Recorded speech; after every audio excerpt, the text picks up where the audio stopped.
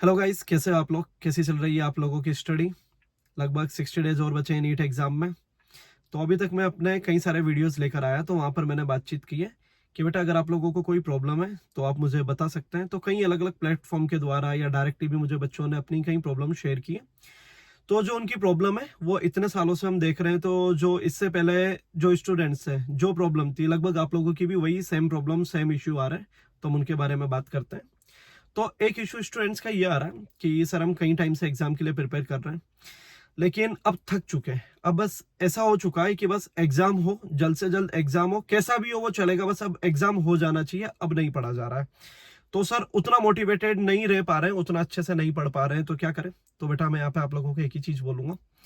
अब थोड़ा सा ये समझो कि तुम, हो सकता है तुम में से कई बच्चों ने इसी साल प्रिपेयर करना स्टार्ट किया हो, लेकिन कई स्टूडेंट इस एग्जाम के लिए लास्ट 1 साल 2 साल 3 साल से एग्जाम 4 साल से एग्जाम के लिए प्रिपेयर कर रहे होंगे। तो लगभग तुम्हारी 60 70 80% प्रिपरेशन हो चुकी है। ओनली 10 20 30% प्रिपरेशन ही बाकी है। तो बेटा इस 10 20 30% के चक्कर में सब बर्बाद मत करो। क्योंकि ऐसा समझो, अगर अभी नहीं पढ़े तो ये सारा प्रोसेस वापस नेक्स्ट ईयर स्टार्ट करना पड़ेगा, और वापस वो सब चीज जीरो से स्टार्ट होती है एक तरह से, मान के चलो। तुम्हें आता सब कुछ है, लेकिन तुम समझ रहे हो ना, 10 महीने 12 महीने के लिए वापस सब कुछ सेम पढ़ना होता है, और बार बार वही चीज पढ़ना बहुत प्रॉब्लमेटिक सिचुएशन हो जाती है। तो थोड़ा सा अपने आप को समझो कि बस 2 महीने की बात हो रही है। जिस भी एग्जाम के लिए हमने इतनी मेहनत करी है, बस लास्ट 2 महीने और हम अच्छे से मेहनत कर लेंगे, जो हमने सेक्रीफाइस किए हैं वो सारे हमारे कंप्लीट हो जाएंगे। और जिस मेडिकल कॉलेज में हम जाना चाह रहे हैं, हम अच्छे से मेहनत करेंगे तो हम वहां पहुंच जाएंगे और हमें इसका रिजल्ट मिलेगा। तो प्लीज अपने आप को मोटिवेटेड रखो, बस कुछ 60 डेज की बात हो रहा है। एक और प्रॉब्लम ये आ रही है बच्चों की कि सर 4 सब्जेक्ट है, फिजिक्स केमिस्ट्री बायो, हमें थोड़ा सा समझ नहीं आ रहा है कि किस तरह से पढ़े। मतलब कुछ चीजें हम याद कर रहे हैं तो ऐसा लग रहा है कि अभी हमारी बहुत अच्छे से याद हो गई है, नीट तक हमें याद हो जाएगी, लेकिन हम कुछ टाइम के बाद फिर से उसे भूल जा रहे हैं। हमें किस तरह के क्वेश्चन ट्राई करना चाहिए, हमें फिजिक्स केमिस्ट्री बायो में किस तरह से पढ़ना चाहिए, क्या सबकी अलग अलग प्रिपरेशन स्ट्रेटजीज होगी या एक ही स्ट्रेटजी से हम सबको फॉलो करें? तो देखो, यहाँ पे मैं कुछ बातें बताने वाला हूँ जो अभी तक मैंने कई सारे स्टूडेंट्स को बताई है। तो अगर हम सबसे पहले बायो की बात करें, तो बेटा बायो में आपको कुछ इस तरह से पढ़ना है कि एनसीईआरटी की आपको ईच एंड एवरी लाइन याद होनी चाहिए। ठीक है? और बायो में आपको क्या करना है, मेनली स्टूडेंट्स, कई सारे स्टूडेंट्स ये करते हैं कि जो डेटा वाले क्वेश्चंस होते हैं या फिर जो ऑर्डर्स वाले क्वेश्चंस होते हैं उन्हें स्किप कर जाते हैं। वो अपने को स्किप नहीं करना है, वो भी अपने को अच्छे से करना है। और जब भी आप कोई पेपर वगैरह सोल्व कर रहे हो तो ट्राई करो उस पेपर के क्वेश्चन आपके विदाउट ऑप्शन सोल्व होने चाहिए। मैक्सिमम क्वेश्चन आपके विदाउट ऑप्शन सोल्व होने चाहिए। अगर विदाउट ऑप्शन वो आपके सोल्व हो रहे हैं तो कहीं ना कहीं मान के चलो आपका काफी हद तक बायो स्ट्रांग है। और अगर आप किसी कोचिंग से पढ़ रहे हो तो आपको वहां के जो नोट्स है वो थोरोली याद होने चाहिए। बायो अपने को उस वहां के जो नोट्स है वो पूरी तरह से कंप्लीट कर डालना है। और क्वेश्चन प्रैक्टिस करते टाइम मैंने जो अभी एक चीज यहाँ पे बोली कि बिना ऑप्शन के आपको क्वेश्चन सोल्व करना है, तो आपको बायो तो इस तरह से प्रिपेयर करना है।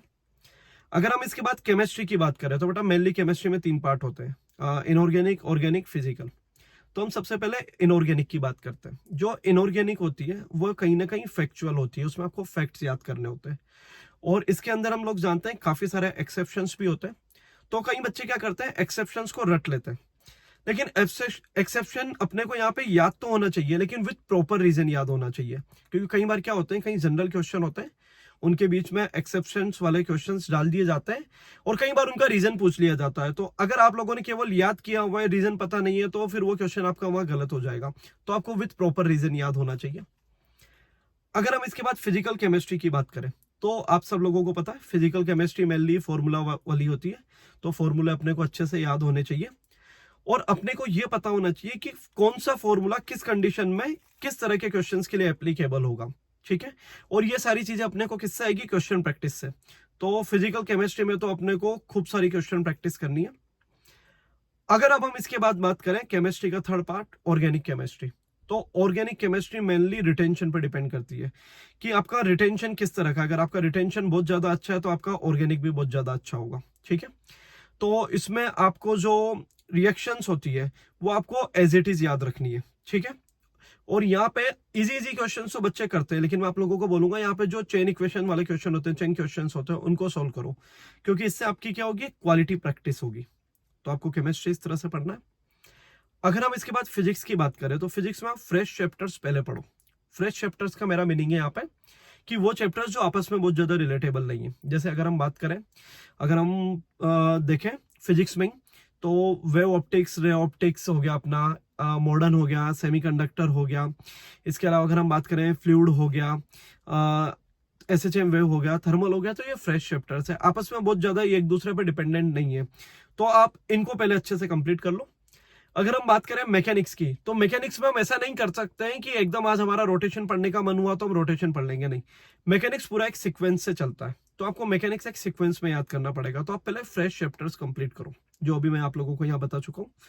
तो आप इस तरह से फिजिक्स, केमिस्ट्री, बायो, ये तीनों को इस तरीके से पढ़िए और अच्छे से क्वेश्चन प्रैक्टिस करिए। और फिर भी कोई प्रॉब्लम हो तो जैसा कि मैं पहले कई बार बोल चुका हूं, आप मुझे बता सकते हैं।